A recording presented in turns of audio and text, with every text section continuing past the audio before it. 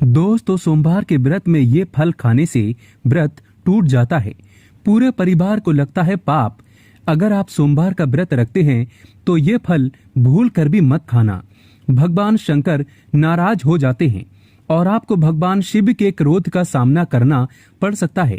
कम से कम सोमवार के व्रत में इन चीजों से दूर रहें। दोस्तों, सोमवार का व्रत खासकर कुंवारी लड़कियों के लिए बहुत ही महत्वपूर्ण माना गया है। सच्चे दिल से जो कुंवारी कन्याएं भगवान शिव की पूजा अर्चना व्रत आदि करती हैं तो उन्हें उनके मनपसंद वर की प्राप्ति होती है।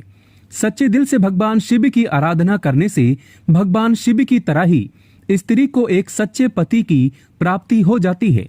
वेद पुराण में बताया जाता है कि हर सुहागिन महिला को सोमवार का व्रत रखना चाहिए। इससे पति पर कभी कष्ट नहीं आते और पति की आयु लंबी होती है व कामयाबी हासिल होती है। इसी के साथ ही क्या आप जानते हैं, सोमवार के व्रत में ये फल कभी नहीं खाया जाता। अगर आप गलती से इस फल को खा लेते हैं तो जिंदगी भर भगवान शिव के क्रोध का सामना करना पड़ सकता है। आपका व्रत भंग हो सकता है, यहाँ तक कि आपके परिवार पर कष्ट आ सकते हैं।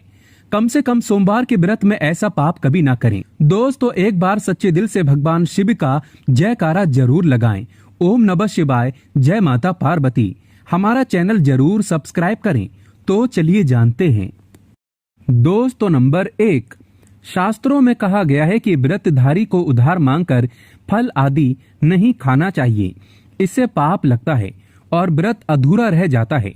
सोमवार का व्रत हो या कोई भी व्रत क्यों न हो, पड़ोसियों से मांगकर भी व्रत आदि में फल वगैरह नहीं खाना चाहिए।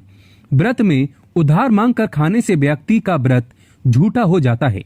ईश्वर की शरण में आने पर व्यक्ति को झूठ नहीं बोलना चाहिए, कर्ज नहीं लेना चाहिए, चुगली आदि नहीं करना चाहिए, उधार मांगकर भी नहीं खाना चाहिए। अगर आपको कोई अपनी मर्जी से खाने के लिए व्रत में कुछ देता है तो उसे आप खा सकते हैं, लेकिन व्रत में कम से कम उधार मांगकर फल आदि नहीं खाना चाहिए। इससे पाप लगता है और व्यक्ति की पवित्रता भंग हो जाती है।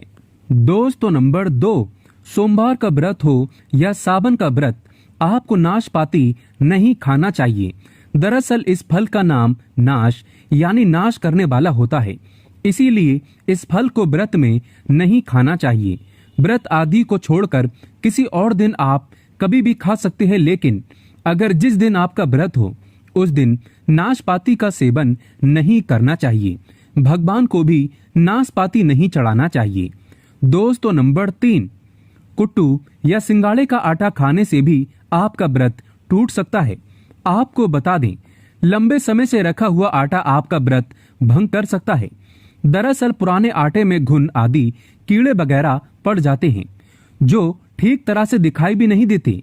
ऐसा आटा खाने पर दरअसल आप मांस का सेवन करते हैं और व्रत में कीड़े खाना घोर पाप के बराबर माना गया है और आपका व्रत भी भंग हो जाता है।